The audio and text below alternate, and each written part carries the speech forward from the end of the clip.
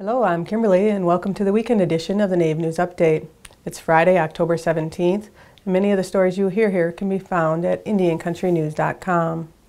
And here's the news for the day from the Associated Press and other Native news sources.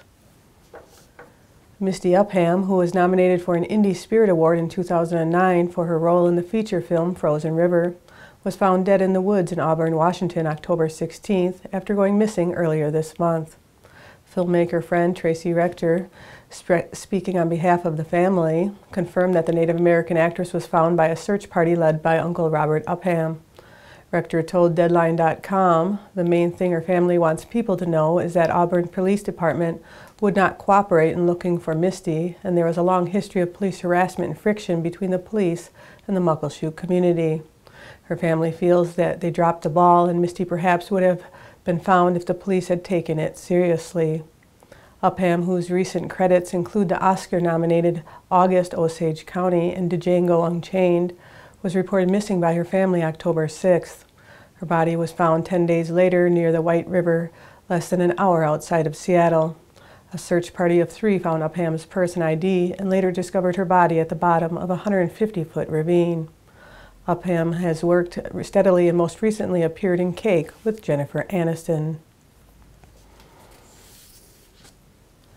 On October 15th, the Environmental Protection Agency announced $43 million for environmental projects on Native American grounds throughout the Southwest, which is home to 148 tribal nations. According to EPA's Regional Administrator for the Pacific Southwest, Jared Blumenfield, 44 tribes in California are in danger of running out of water, with tribes in Arizona and Nevada also suffering through extremely dry conditions. The biggest change in this year's funding will be more drought-specific projects. $5.4 million of the funding will go to invest in Northern California tribes' environmental programs, water infrastructure development, community education, and capacity building.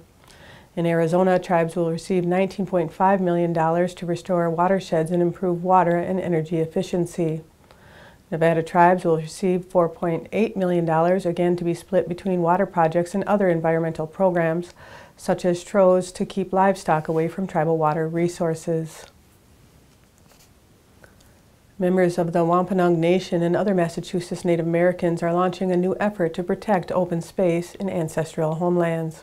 The Native Land Conservancy is a nonprofit organization that, like other land trusts, will buy and accept donations of land to save it from development and will use the land to preserve their culture and traditions. The Conservancy is the only tribal-run land trust in the eastern portion of the country and is now accepting donations. Its first land gift is expected in January. For more information, you can check out nativelandconservancy.org. This week, WNBA's Atlanta Dream player Shoni Schimmel, who grew up on the Umatilla Reservation, was recognized for her prominence as a 2014 Native American 40 Under 40 award recipient. According to a news release from the National Center for American Indian Enterprise Development, the honor designated by Schimmel's peers is for showing initiative and dedication to providing significant positive contributions to business or in their respective communities. After a college career in which Schimmel led U of L to the 2013 National Championship game, she was selected 8th overall by the Dream, making her the highest drafted Native American woman in WNBA history. As a first-year pro, Schimmel averaged 6.3 points and 5.7 rebounds, mostly as a reserve, but was also voted into the All-Star game, eventually earning MVP honors after scoring a record 29 points. And that's another roundup of news from Indian Country on this edition of the NAVE News Update. I'd like to thank you for joining me and have a grand day.